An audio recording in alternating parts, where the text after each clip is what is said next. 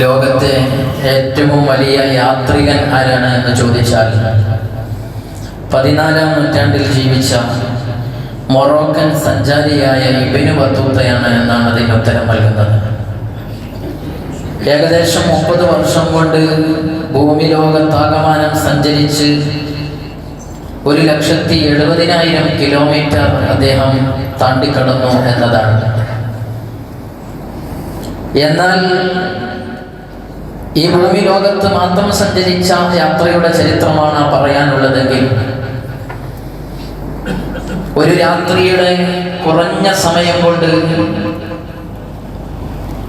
വാനലോകവും കടന്ന് ഈ ഭൂമി ലോകത്തിന്റെ എല്ലാ സ്ഫിയറുകളും വിട്ടുകടന്ന് ട്രോറ്റോസ്ഫിയറും സ്ട്രോറ്റോസ്ഫിയറും മിസോസ്ഫിയറും തെർമോസ്ഫിയറും എക്സോസ്ഫിയറും കഴിഞ്ഞ് ഇന്ന് മനുഷ്യൻ എത്തിപ്പെട്ടതിൽ ഏറ്റവും വലിയ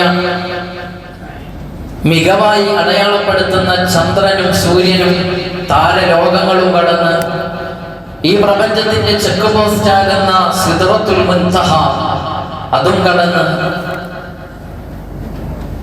മഹാനായ സയ്യിദുനാ ജിബ്രീൽ അലൈഹിസ്സലാത്തു വസ്സലാമിന് പോലും പ്രവേശനം അനുമതിയില്ലാതിരുന്ന ബഹറുൻ നൂറിലൂടെ കടന്നുപോയ ഒരു സഞ്ചാരിയെ കുറിച്ച് നമുക്ക് പറയാനുണ്ട്. ആ സഞ്ചാരിയാണ് ലോകത്തെ ഏറ്റവും വലിയ സഞ്ചാരി. ആ സഞ്ചാരത്തിനും ഒരു പേരുണ്ട്, അതാണ് ഇസ്റാ മിഅ്റാജ്. ആ സഞ്ചാരിയുടെ പേരാണ് സയ്യിദുനാ മുഹമ്മദുർ റസൂലുള്ളാഹി സ്വല്ലല്ലാഹു അലൈഹി വസല്ലം. നമ്മുടെ നേതാവായ ഹബീബായ റസൂലുള്ളാഹി സ്വല്ലല്ലാഹു അലൈഹി വസല്ലം തങ്ങളാണ്. ثم دنا فتدلى فكان قاب قوسين او ادنى. അങ്ങടുത്ത് അടുത്തടുത്തടുത്ത് അല്ലാഹുമായി അടുത്ത് അവസാനം എത്തിപ്പെട്ടത് ഫകാന ഖാബ ഖൗസൈനി ഔ അദ്ന. രണ്ട് വില്ലുകൾ ചേർത്ത് വെച്ചാലുള്ളതിനേക്കാൾ അടുപ്പമുണ്ടായി എന്നാണ് പറയുന്നത്. അത്ര വലിയ ഒരു യാത്ര നടത്തിയ നേതാവിന്റെ അനുയായികളാണ് നമ്മൾ. ആ യാത്ര ഇതുപോലെ ഒരു റജബിൽ 27-ന്റെ ദിവസത്തിന്റെ രാത്രിയിലായിരുന്നു. നാളെ 27-ന് പ്രത്യേകമായി നമ്മുടെ നാടുകളിലൊക്കെ നോമ്പനുഷ്ഠിക്കുകയാണ്. അല്ലാഹു നമുക്കും തൗഫീഖ് നൽകി അനുഗ്രഹിക്കുമാറാകട്ടെ. ആ യാത്ര ഒരു സംഭവബഹുലമായ യാത്രയാണ്. വിശാലമായൊന്നും പറയാൻ നമുക്ക് സമയം അനുവദിക്കുന്നില്ല. ഒരു യാത്ര എപ്പോഴും മനുഷ്യൻ എപ്പോഴാണ് ഇഷ്ടപ്പെടുന്നത്? പലപ്പോഴും ടെൻഷൻ അടിച്ചിരിക്കുമ്പോ, സങ്കടപ്പെട്ടിരിക്കുമ്പോ ഒന്ന് യാത്ര പോയാലോ എന്ന് ചോദിച്ചാൽ ഓക്കെ ഞാൻ വരാൻ എല്ലാവരും പറയും. അതുപോലെ നബി സല്ലല്ലാഹു അലൈഹി വസല്ലം തങ്ങൾ ഏറ്റവും സങ്കടപ്പെട്ട സാഹചര്യത്തിലാണ് യാത്ര തുടങ്ങുന്നത്. ഹിജ്റയുടെ നുബുവത്തിന്റെ 10-ാം വർഷം നബി സല്ലല്ലാഹു അലൈഹി വസല്ലം തങ്ങൾക്ക് ഏറ്റവും വലിയ സങ്കടമുണ്ടായ വർഷം, ആമുൽ ഹുസ്ൻ, ദുഃഖവർഷം എന്നാണ് ചരിത്രകാരന്മാർ അതിനെ എഴുതി വെച്ചിട്ടുള്ളത്. തന്റെ ജീവിതത്തിൽ തനിക്ക് താങ്ങും തണലുമായിരുന്ന, എത്രത്തോളം എന്നാൽ പ്രബോധന ദൗത്യവുമായി മക്കയിലെ ആളുകളെ സമീപിച്ചപ്പോഴും തന്റെ കുടുംബത്തിൽ നിന്നും സമൂഹത്തിൽ നിന്നും ഒരുപാട് ചീത്തവാക്കുകളും ഉപദ്രവങ്ങളും അസഹ്യമായ രൂപത്തിൽ നബി സല്ലല്ലാഹു അലൈഹി വസല്ലം തങ്ങൾ അനുഭവിക്കേണ്ടി വന്ന സാഹചര്യത്തിൽ തങ്ങളെ ചേർത്ത് പിടിച്ച കുടുംബത്തിന്റെ ഒരു നായകനായിരുന്നു അബൂ ത്വാലിബ്. പക്ഷേ ഇസ്ലാമിലേക്ക് അദ്ദേഹം വന്നിട്ടില്ല. ആ അബൂ ത്വാലിബിന്റെ വീട്ടിലാണ് തങ്ങൾ സംരക്ഷണമായി കഴിഞ്ഞിരുന്നത്. അബൂ ത്വാലിബ് മരണപ്പെട്ട വർഷമായിരുന്നു തങ്ങളുടെ 50-ാമത്തെ വയസ്സ്, അഥവാ നുബുവത്തിന്റെ 10-ാമത്തെ വർഷം. ആ താങ്ങും തണലുമായിരുന്ന തന്റെ വലം കൈയായിരുന്നെന്ന് പറയാം ഖുറൈശികളിൽ നിന്ന് സംരക്ഷിച്ചിരുന്ന ആ സംരക്ഷണം അടർത്തി മാറ്റപ്പെട്ട ദിവസങ്ങൾ കഴിഞ്ഞില്ല. തന്റെ നല്ല വാദി എന്ന് പറയപ്പെടുന്ന മഹദിയായ ബീവി ഖദീജത്തുൽ കുബ്ര റളിയല്ലാഹു അൻഹ തങ്ങൾക്ക് താങ്ങും തണലുമായിരുന്നു. അവരും ഈ ലോകത്തോട് വിട പറഞ്ഞു.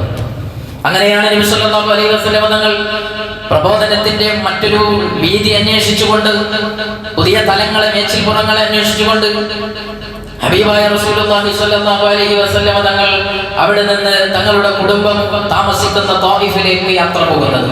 ത്വായിഫിന്റെ അനുയായികൾ തങ്ങളെ സ്വീകരിച്ചത് കല്ലേറ് കൊണ്ടായിരുന്നു, ചെറിയ വിഷയങ്ങളെ കൊണ്ടായിരുന്നു. തങ്ങളെ സ്വീകരിക്കുന്നതിന്റെ പകരം അവരെ തിരസ്കരിക്കുകയായിരുന്നു. രക്തം പുരണ്ട ശരീരവുമായി ഹബീബ് മുഹമ്മദുർ റസൂലുള്ളാഹി സ്വല്ലല്ലാഹു അലൈഹി വസല്ലം തങ്ങൾ മക്കയിലേക്ക് തന്നെ തിരിച്ചു വന്നു. എത്ര സങ്കടം ഉണ്ടാവും നിങ്ങൾ ആലോചിച്ചു. കുടുംബത്തിൽ നിന്ന് തന്റേതെന്ന് പറഞ്ഞിരുന്ന താങ്ങും തണലുമായിരുന്ന ഭാര്യയും അബൂ ത്വാലിബും എല്ലാം വിട്ടുപിരിഞ്ഞു. താനിനി ഇസ്ലാമികമായ പ്രചരണത്തിന് തന്റെ കുടുംബവും താമസിക്കുന്നിടത്തേക്ക് പോയപ്പോൾ അവിടെ നിന്ന് കൈപ്പേറിയ അനുഭവം, വേപ്പതുകൊണ്ടിരിക്കുന്ന ഹബീബ് മുഹമ്മദ് റസൂലുള്ളാഹി സ്വല്ലല്ലാഹു അലൈഹി വസല്ലം തങ്ങളെ ഒരു റജബിന്റെ 27-ന് മഹാനായ മുഖറബുൽ അംലാഖ് ജിബ്രീൽ അലൈഹി സ്വലാത്തു വസ്സലാം എന്ന് വിളിക്കുകയാണ്. രാത്രിയിൽ കുറഞ്ഞ സമയത്തിനുള്ളിലുള്ള ഒരു യാത്ര. ആ യാത്രയിൽ ഉമ്മു ഹാനിന്റെ വീട്ടിലാണ്, അഥവാ അബൂ ത്വാലിബിന്റെ വീട്ടിൽ തന്നെയാണ്. പിന്നീട് ഉമ്മു ഹാനിന്റെ വീട് എന്നാണ് അറിയപ്പെടുന്നത്. അബൂ ത്വാലിബിന്റെ മകളാണ് ഉമ്മു ഹാനി. അവരുടെ വീട്ടിൽ നിന്ന് ഹബീബ് മുഹമ്മദ് റസൂലുള്ളാഹി സ്വല്ലല്ലാഹു അലൈഹി വസല്ലം തങ്ങളെ കൊണ്ടുപോകുന്നത് ഖുർആനിൽ സവിസ്തരം പ്രതിപാദിക്കുന്നുണ്ട്. ഒരു സൂറത്തിന്റെ തുടക്കം തന്നെ, ആ സൂറത്തിന്റെ പേരും അത് തന്നെയാണ്. സൂറത്തുൽ ഇസ്രായിൽ അല്ലാഹു പറയുന്നു, സുബ്ഹാനല്ലദീ അസ്റാ ബിഅബ്ദിഹി ലൈലൻ മിനൽ മസ്ജിദിൽ ഹറാമി ഇലൽ മസ്ജിദിൽ അഖ്സ അല്ലദീ ബാറകനാ ഹൗലഹു ലിനുരിയഹു മിൻ ആയാതിനാ ഇന്നഹു ഹുവസ് സമീഉൽ ബസീർ. അല്ലാഹു സുബ്ഹാനഹു വ തആല ഒരു അത്ഭുതമായ സംഭവമായിട്ടാണ് അവതരിപ്പിക്കുന്നത്. സുബ്ഹാനല്ലദീ, സുബ്ഹാന എന്ന പ്രയോഗം അത്ഭുതം കുറിക്കുമ്പോഴാണ് പ്രയോഗിക്കുക അറബി ഭാഷയിൽ. സുബ്ഹാനല്ലദീ അസ്റാ ബിഅബ്ദിഹി, തന്റെ അടിമയെ കൊണ്ട് അല്ലാഹു സുബ്ഹാനഹു വ തആല യാത്രയാണ് നടത്തിയിരിക്കുന്നു. ലൈലൻ, രാത്രിയുടെ കുറഞ്ഞ സമയത്താണ്. എവിടെ നിന്ന്? മിനൽ മസ്ജിദിൽ ഹറാമി ഇലൽ മസ്ജിദിൽ അഖ്സ, മസ്ജിദുൽ ഹറാമിൽ നിന്ന് മസ്ജിദുൽ അഖ്സയിലേക്ക് യാത്രയാണ് നടത്തി. മസ്ജിദുൽ അഖ്സ എന്ന് പറഞ്ഞാൽ അങ്ങേയറ്റത്തെ പള്ളി എന്നാണ് പറയുന്നത്. നമ്മൾ പറയുക അങ്ങേയറ്റം വരെ പോയി എന്ന് പറയൂലേ, ആ നിലക്ക് വലിയൊരു യാത്രയാണ് ഇത് എന്ന് കാണിക്കാൻ വേണ്ടിയാണ് അത് പറയുന്നത്. ബൈത്തുൽ മുഖദ്ദസിലേക്കാണ് യാത്ര പോകുന്നത്. ജിബ്രീൽ അലൈഹിസ്സലാം എന്തിനാണ് പോകുന്നത്? അവിടെ പറയുന്നുണ്ട് ബാറകനാ ഹൗലഹു, അവിടെ ബറക്കത്തുണ്ട്, ആ ബറക്കത്ത് എടുക്കാൻ വേണ്ടിയാണ്. നമ്മളൊക്കെ യാത്ര പോകുന്ന അവസരത്തിൽ മഹാന്മാരുടെ മസാറുകളൊക്കെ സിയാറത്ത് ചെയ്യാറുണ്ട്, മഖബറകൾ. എന്താ കാരണം? ഹബീബായ മുഹമ്മദ് റസൂലുള്ളാഹി സ്വല്ലല്ലാഹു അലൈഹി വസല്ലം തങ്ങൾ നമുക്ക് പാഠമായി കാണിച്ചു തന്നതാണ്, അല്ലാഹു നമുക്ക് പഠിപ്പിച്ചു തന്നതാണ്. ബാറകനാ ഹൗലഹു, അതിന്റെ പരിസരങ്ങൾ മുഴുവനും ബറക്കത്തുണ്ട്. തഫ്സീറുകളിൽ കാണാം ആ ബറക്കത്ത് എന്താണ്. ആ ബറക്കത്ത് അവിടെ ഗതകാലത്ത് കഴിഞ്ഞുപോയ മുർസലീങ്ങൾ, പ്രവാചകന്മാർ, മഹാരഥന്മാർ മറപ്പെട്ട് കിടക്കുന്ന ഏരിയയാണ് ബൈത്തുൽ മുഖദ്ദസ്. ആ ബൈത്തുൽ മുഖദ്ദസിന്റെ അവിടെ എത്തിയിട്ട് ഹബീബായ മുഹമ്മദ് റസൂലുള്ളാഹി സ്വല്ലല്ലാഹു അലൈഹി വസല്ലം തങ്ങൾ അവിടെ നിന്ന് ഗതകാലത്ത് കഴിഞ്ഞുപോയ 1.25 ലക്ഷം വരുന്ന പ്രവാചകന്മാർക്ക് നേതൃത്വം നൽകിക്കൊണ്ട് ഹബീബ് റസൂലുള്ളാഹി സ്വല്ലല്ലാഹു അലൈഹി വസല്ലം തങ്ങൾ നിസ്കരിക്കുകയാണ്, നിസ്കാരം നിർവഹിക്കുകയാണ്. തങ്ങളുടെ ബറക്കത്ത് കൂടെ അവിടെ കിട്ടുന്നതിന് വേണ്ടിയാണ്. ആ ഒരു യാത്രയിൽ ഒരുപാട് സംഭവങ്ങൾ, അതൊരു സംഭവ ബഹുലമായ യാത്രയാണ്. തങ്ങൾക്ക് അല്ലാഹു സുബ്ഹാനഹു വ തആല യാത്രക്ക് ഒരുക്കിയ വാഹനം എന്ന് പറഞ്ഞാൽ മിന്നൽ പിണർ വേഗതയിലുള്ള പ്രകാശത്താൽ സൃഷ്ടിക്കപ്പെട്ട ബുറാഖ് എന്ന് പറയുന്ന വാഹനത്തിലാണ്. പ്രകാശത്തിന്റെ സഞ്ചാര വേഗത എത്രയാണ്? ഭൗതികമായി ഇതൊന്നും ഭൗതികമായി നമ്മൾ പറയേണ്ട വിഷയങ്ങളല്ല. കാരണം മുഅ്ജിസത്താണ്.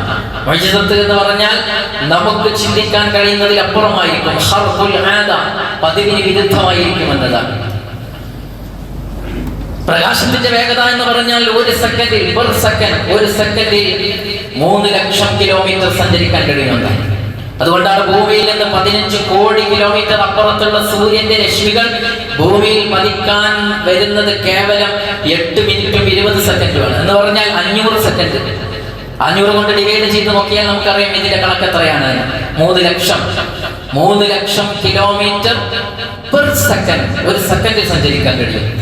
അപ്പൊ മസ്ജിദുൽ അഖ്സയിൽ നിന്ന്, മസ്ജിദുൽ ഹറാമിൽ നിന്ന്, മക്കയിൽ നിന്ന് ഇന്നത്തെ ഫലസ്തീനിന്റെ മസ്ജിദുൽ അഖ്സ ബൈത്തുൽ മുഖദ്ദസിലേക്കുള്ള ദൂരം എന്ന് ഗൂഗിൾ ചെയ്ത് നോക്കിയാൽ എല്ലാവർക്കും അറിയാം. ആകെ 1500 കിലോമീറ്റർ, 1400 സംതിങ്. അപ്പം മൈക്രോ സെക്കൻഡ് കൊണ്ട് സയ്യിദുനാ മുഹമ്മദ് റസൂലുള്ളാഹി തങ്ങൾ അവിടെ എത്തിയെന്ന് പറഞ്ഞാൽ വിശ്വസിക്കാൻ പറ്റുന്ന ലോകത്താണ് നമ്മൾ ജീവിക്കുന്നത് എന്നാ പറയുന്നത്. ഇതൊരു കേവലമായ ഒരു സഞ്ചാരം, കേവലമായ ഒരു ഉറക്കിലുള്ള സഞ്ചാരം എന്ന് പറഞ്ഞാൽ നാം എല്ലാവരും ഉറങ്ങിക്കിടക്കുമ്പോൾ കാണുന്ന ദിവാസ്വപ്നം ആ സ്വപ്നമല്ല, റസൂലുള്ളാഹിനെ കൊണ്ട് ജസദുമായി പോവുകയാണ്. അതുകൊണ്ടാണ് സുബ്ഹാനല്ലദീ എന്ന് അല്ലാഹു പ്രയോഗിക്കുന്നത്. സുബ്ഹാനല്ലദീ എന്ന് പറയുന്നത്. ഞാൻ നിങ്ങളോട് പറയാണ്, ഞാൻ ഇന്നലെ ഇംഗ്ലണ്ടിൽ പോയി തിരിച്ചു വരികയാണ് എന്ന് പറഞ്ഞാൽ നിങ്ങൾ എന്താ പറയാ? ഉസ്താദെ, അങ്ങനെ കുറെ സ്വപ്നങ്ങൾ ഞങ്ങളൊക്കെ കാണില്ല. ഞങ്ങൾ മിനിഞ്ഞാന്ന് യൂറോപ്പിലായിരുന്നു എന്ന് ചില ആളുകൾ പറയും. ചിലപ്പോൾ മക്കയിലൊക്കെ പോയി ഞങ്ങൾ ഹജ്ജൊക്കെ കഴിഞ്ഞാൽ ഇന്നലെ മിനിഞ്ഞാന്നൊക്കെ തിരിച്ചു വരുന്നത് പറയാം. ഞങ്ങൾ കാണാൻ, എല്ലാവർക്കും സ്വപ്നങ്ങളൊക്കെ കാണാൻ അവകാശമല്ലേ? ആ സ്വപ്നം കണ്ടതിന് അല്ലാഹു തആല സുബ്ഹാനല്ലദീ ഇതൊരു വലിയ സംഭവമാണെന്ന് പറയൂല. ശരീരവുമായി ഹബീബ് മുഹമ്മദ് റസൂലുള്ളാഹി ബിഅബ്ദിഹി എന്ന പ്രയോഗം ഖുർആൻ പറയുന്നുണ്ട്. ബിഅബ്ദിഹി എന്ന് പറഞ്ഞാൽ ജസദ്, ശരീരവും റൂഹുമായുള്ള യാത്രയാണ് എന്ന് മാത്രമല്ല, അങ്ങനെ നബി സല്ലല്ലാഹു അലൈഹി വസല്ലം തങ്ങളെ യാത്രയൊക്കെ കഴിഞ്ഞ ശേഷം അവിടെ ഉമ്മുഹാനിന്റെ വീട്ടിലെത്തിയിട്ട് ഉമ്മുഹാനിയോട് പറയുന്നുണ്ട്, ഞാനിങ്ങനെ യാത്ര പോയി തിരിച്ചു വരികയാണ്. അപ്പൊ ഉമ്മുഹാനി പറയുന്നുണ്ട്, നബിയെ നിങ്ങൾ ഒരിക്കലും ഇത് ലോകത്തോട് വിളിച്ചു പറയാൻ പാടില്ല. എന്തുകൊണ്ട്? നിങ്ങൾ പറഞ്ഞാൽ ഇപ്പോഴേ പറഞ്ഞുകൊണ്ടിരിക്കുന്ന കാര്യങ്ങളെ ഒരു ദയാദാക്ഷിണ്യവുമില്ലാതെ സമൂഹത്തിൽ ആളുകൾ തങ്ങളെ മോശമായി ചിത്രീകരിക്കാൻ ഉപയോഗിച്ചുകൊണ്ടിരിക്കുകയാണ്. അവർക്ക് ഏറ്റവും വലിയ രാഷ്ട്രീയ ആയുധമായിരിക്കും ഈ മിഅ്റാജിന്റെ രാത്രി. ആ യാത്ര നിങ്ങൾ എക്സ്പോസ് ചെയ്താൽ പറയരുത് തങ്ങളെന്ന് പറയുന്നുണ്ട്. തങ്ങളുടെ രിദാവ് പിടിച്ചു എന്നാണ്, തങ്ങൾ അണിഞ്ഞിരുന്ന വസ്ത്രത്തിന്റെ തെല്ല് പിടിച്ചിട്ട് പറയുന്നുണ്ട്. പക്ഷേ ഹബീബ് മുഹമ്മദ് റസൂലുള്ളാഹി സ്വല്ലല്ലാഹു അലൈഹി വസല്ലം തങ്ങൾ വിളിച്ചു പറയാൻ പോകുന്ന യാഥാർത്ഥ്യങ്ങൾ നമ്മൾ പറയണം. യാഥാർത്ഥ്യങ്ങൾ പറഞ്ഞിട്ട് ഈമാൻ ഉറക്കണം. അതാണ് ഈമാൻ. നമ്മൾ ബൈബിളിൽ വിശ്വസിക്കുന്നവരാ. നാളെ ചെന്ന് കിടന്നാൽ ഖബറിൽ ശിക്ഷ ഉണ്ടെന്ന് വിശ്വസിക്കാൻ നമ്മൾ പോയിട്ടുണ്ടോ? ഇല്ല, നമ്മൾ ആരും പോയിട്ടില്ല. പോയവർ തിരിച്ചു വന്ന് പറഞ്ഞിട്ടില്ല. പക്ഷെ നമ്മൾ ഇസ്ലാം അതാണ്, അല്ലാഹു അതാ പറയുന്നത്, ഖുർആൻ അതാ പറയുന്നത്, മുത്തനബി അതാ പറയുന്നത്, വിശ്വസിക്കുക. അതാണ് ബൈബിളിലുള്ള വിശ്വാസം. അപ്പൊ വിശ്വാസം എന്ന് പറഞ്ഞാൽ ആ വിശ്വാസം അത് ഉരച്ചു നോക്കുന്ന ഒരു യാത്രയായിരുന്നു യഥാർത്ഥത്തിൽ നമ്മുടെ മുന്നിലുള്ള മിഅ്റാജ് എന്ന് പറയുന്ന യാത്ര. നബി സല്ലല്ലാഹു അലൈഹി വസല്ലം തങ്ങൾ ആ മിഅ്റാജ് പോയി പുറത്ത് പറയാൻ ധൈര്യം വേണം. പണ്ട് യൂറോപ്യന്മാരെ അനുകരിക്കാൻ വേണ്ടി അവരൊക്കെ ഇസ്ലാമിലേക്ക് കുറെ ആളുകൾ വരുമെന്ന് പറഞ്ഞ് ചില നവീനവാദികളായ ആളുകൾ, പരിഷ്കർത്താക്കൾ എന്നറിയപ്പെട്ട് ഇസ്ലാമിനെ ഒന്ന് പുനരുദ്ധരിക്കാൻ വന്ന ആളുകൾ, അവർ പറയുമായിരുന്നു, ഖുർആനിൽ നിന്ന് മൂസാ നബി അലൈഹി സ്വലാത്തു വസ്സലാം സമുദ്രത്തെ പിളർത്തി എന്നതൊന്ന് മാറ്റി നിർത്തിയിരുന്നുവെങ്കിൽ, ആ കഥ ഒഴിവാക്കിയാൽ, ഒട്ടകം പാറക്കല്ലിൽ നിന്നുണ്ടായി എന്ന ആ മുഅ്ജിസത്ത് എടുത്തു മാറ്റിയാൽ, തീകനലിലേക്ക് എറിയപ്പെട്ടിട്ടും അവിടെയെല്ലാം അതിജയിച്ചൊരു പ്രവാചകൻ അതിൽ നിന്ന് വളരെ സന്തോഷത്തോടെ നടന്നു വന്നു എന്ന ചരിത്രം ഒന്ന് അടർത്തി മാറ്റിയാൽ കുറെ യൂറോപ്യൻസ് ഇസ്ലാമിലേക്ക് വരുന്നു. അങ്ങനെ ഇസ്ലാമിലേക്ക് വരേണ്ട ആവശ്യമില്ല. ഇതൊക്കെ വിശ്വസിച്ചിട്ട് ഇസ്ലാമിലേക്ക് വരണം. പറയാമല്ലോ, പുതിയ കാലഘട്ടത്തിലൊക്കെ ചില കറാമത്തുകളൊക്കെ പറയുന്ന അവസരത്തിൽ പറയും, ഇതിനപ്പുറം കറാമത്തൊക്കെ പറയുന്നത് എന്ന് പറയും. പറയേണ്ടടുത്ത് പറയണം. കറാമത്ത് വിശ്വസിക്കേണ്ടത് വിശ്വസിക്കണം. അതാണ് ഈമാൻ. അത് പറയേണ്ടടുത്ത് പറയുക തന്നെ വേണം. എല്ലായിടത്തും പറയണമെന്നല്ല. കറാമത്തുള്ളതാണ്, ഖർബുൽ ആദത്താണ്, അത് പറഞ്ഞേ മതിയാവും. അങ്ങനെ പറഞ്ഞിട്ടുള്ള ഈമാനുള്ളവർ മതി, അത് വിശ്വസിക്കുന്നവർ മതി. അതാണ് ഹബീബ് മുഹമ്മദ് റസൂലുള്ളാഹി സ്വല്ലല്ലാഹു അലൈഹി വസല്ലം. തങ്ങൾ പോയിട്ട് പറയാം. അബൂജഹലിന്റെ മുന്നിൽ, ഉത്ബത്തിന്റെ മുന്നിൽ, ശൈബത്തിന്റെ മുന്നിൽ, വലീദിന്റെ മുന്നിൽ റസൂലുള്ളാഹി സ്വല്ലല്ലാഹു അലൈഹി വസല്ലം തങ്ങൾ പോയിട്ട് പറഞ്ഞു, ഞാൻ ഇന്നലെ പോയത് മസ്ജിദുൽ അഖ്സയിലാണ്. അവിടെ നിന്ന് മിഅ്റാജ് ഉണ്ടാവുന്നുണ്ട്. വിശാലമാണ് ചരിത്രങ്ങളൊക്കെ, പറഞ്ഞാൽ തീരാത്തത്രയും തഫ്സീറുകളിലുണ്ട്, ചരിത്രങ്ങളിലുണ്ട്. സഹീഹുൽ ബുഖാരിയിൽ തന്നെ വിശാലമായ ഹദീസാണ്. ഖുർആൻ തന്നെ വിശാലമായി പറഞ്ഞില്ലേ ഒരു സൂറത്തിൽ. ആ ചരിത്രത്തിൽ ഹബീബ് മുഹമ്മദ് റസൂലുള്ളാഹി സ്വല്ലല്ലാഹു അലൈഹി വസല്ലം തങ്ങൾ ഈ വിഷയം പറയുന്ന സാഹചര്യത്തിൽ അവിടുന്ന് ഹബീബായ റസൂലുള്ളാഹി സ്വല്ലല്ലാഹു അലൈഹി വസല്ലം തങ്ങൾ അടിക്കാനുള്ള ഏറ്റവും വലിയ ആയുധമായി, രാഷ്ട്രീയ ആയുധമായി അവിടെ വിനിയോഗിക്കുന്നുണ്ട്. ആ ആയുധം എങ്ങനെ വിനിയോഗിക്കുന്നതെന്ന് അറിയോ നിങ്ങൾ? നബി സല്ലല്ലാഹു അലൈഹി വസല്ലം തങ്ങളെ മുൻനിർത്തിക്കൊണ്ട് അബൂബക്കർ സിദ്ദീഖ് റളിയല്ലാഹു അൻഹുവിന്റെ മുന്നിൽ ചെന്ന് പറയാൻ, നിന്റെ പ്രവാചകൻ, നിന്റെ നേതാവ് എന്താ പറഞ്ഞുകൊണ്ടിരിക്കുന്നത് എന്നറിയോ? ഇന്നലെ ഇവിടെ നിന്ന് മാസക്കണക്കായ വഴിദൂരമുള്ള, അന്ന് ഒട്ടകത്തിലാണ് സഞ്ചരിച്ചാൽ മാസങ്ങൾ വഴിദൂരമുണ്ട് ബൈത്തുൽ മുഖദ്ദസിലെത്താൻ. അവിടെ പോയി തിരിച്ചു വന്നു എന്നാ പറയുന്നത്. നിന്റെ നേതാവ് എന്തൊക്കെയാണ് പറഞ്ഞുകൊണ്ടിരിക്കുന്നത് എന്ന് ചോദിച്ചപ്പോൾ സയ്യിദുനാ അബൂബക്കർ സിദ്ദീഖ് റളിയല്ലാഹു അൻഹു തങ്ങൾ പറയാൻ, അതിലപ്പുറം എന്റെ നേതാവ് പറയുന്നുണ്ടെങ്കിൽ, ഞാൻ വിശ്വസിക്കും എന്ന് മഹാനായ അബൂബക്കർ സിദ്ദീഖ്. അന്നാണ് സിദ്ദീഖ് എന്ന പേര് അബൂബക്കർ സിദ്ദീഖ് റളിയല്ലാഹു അൻഹു വന്നത്. സിദ്ദീഖ് എന്ന സ്ഥാനം പേരാണ്. അബൂബക്കർ എന്നാണ് നാമം. ആ നാമത്തിന്റെ പിന്നാമ്പുറങ്ങളിൽ സിദ്ദീഖ്, ഹക്കിനെ വാസ്തവമാക്കുന്നവർ എന്ന ടൈറ്റിൽ ഒരു വാൽ കഷ്ണം ചേർത്ത് കൊടുത്തത് അന്നത്തെ ദിവസമാണ്. നിങ്ങൾ ആലോചിച്ച് നോക്കുക. അങ്ങനെ വിശ്വസിക്കണം നമ്മളെ ഈമാൻ. അങ്ങനെ വേണം. ഇസ്ലാമിന്റെ ഓരോ കാര്യങ്ങളും വരുമ്പോൾ അത് മോഡേൺ കാലത്ത് ഒന്നും പറയാൻ പാടില്ല. അത് യുക്തിവാദികൾ അത് വലിച്ചെടുക്കൊണ്ട് അങ്ങനെ ഇങ്ങനെ ചർച്ച, അതൊന്നും നമ്മൾ നോക്കേണ്ടതില്ല. ദീന് പറഞ്ഞേ നിൽക്കൂ. ദീന് പറയുക തന്നെ വേണം. പറയേണ്ടടുത്ത് പറയണം, സദൈര്യം പറയണം എന്നാണ് മുഹമ്മദുർ റസൂലുള്ളാഹി സ്വല്ലല്ലാഹു അലൈഹി വസല്ലം. എന്നിട്ട് ഈമാൻ മാറ്റി വെച്ച് നോക്കണം. അതങ്ങനെ പറയുമ്പോഴേക്കും നമ്മളെ ഈമാൻ അങ്ങ് പോകുന്നുണ്ടോ എന്ന്. അവിടെ തന്നെയാണ് ഈമാൻ എന്ന് പറഞ്ഞത്. ഈമാൻ എന്ന് പറഞ്ഞാൽ അള്ളാഹു വിശ്വസിക്കാൻ പറഞ്ഞാൽ വിശ്വസിക്കുക. വിശാലമായ യാത്രയാണ്. ആ യാത്രയിൽ ഹബീബ് മുഹമ്മദ് റസൂലുള്ളാഹി സ്വല്ലല്ലാഹു അലൈഹി വസല്ലം തങ്ങൾ നമുക്ക് കൊണ്ടുവന്ന ഒരു സമ്മാനമാണ് നിസ്കാരം. ആ നിസ്കാരം മുറ പോലെ നമ്മൾ നിർവഹിക്കണം. അള്ളാഹു തൗഫീഖ് നൽകുമാറാവട്ടെ. ആ നിസ്കാരം ഖളാഅക്കരുത്. ആ നിസ്കാരം 50 വക്തായിരുന്ന നിസ്കാരം എന്ന് പറയുന്നത് ചുരുക്കി അവസാനം 5 വക്തിലേക്ക് എത്തിച്ചതാണ്. 50 വക്തുള്ള വലിയ സന്തോഷത്തിന്റെ ഗിഫ്റ്റുമായി നബി സല്ലല്ലാഹു അലൈഹി വസല്ലം തങ്ങൾ കടന്നു വരുമ്പോൾ മൂസാ നബി അലൈഹി സ്വലാത്തു വസ്സലാമിനെയാണ് കാണുന്നത്. മൂസാ നബി അലൈഹി സ്വലാത്തു വസ്സലാം നല്ല എക്സ്പീരിയൻസ് ഉണ്ട്. Experience is the best teacher എന്നല്ലേ. അപ്പൊ എക്സ്പീരിയൻസ് കൊണ്ട് പറഞ്ഞു, ഞാൻ കുറെ കൗമിനെ കണ്ടതാണ് നബിയെ, അങ്ങയുടെ സമുദായത്തിൽ ഇത് വലിയ തലവേദനയാവും. അങ്ങനെ തന്നെയല്ലേ 5 വക്തുണ്ടായിട്ട് തലവേദനയല്ലേ പല ആളുകൾക്കും.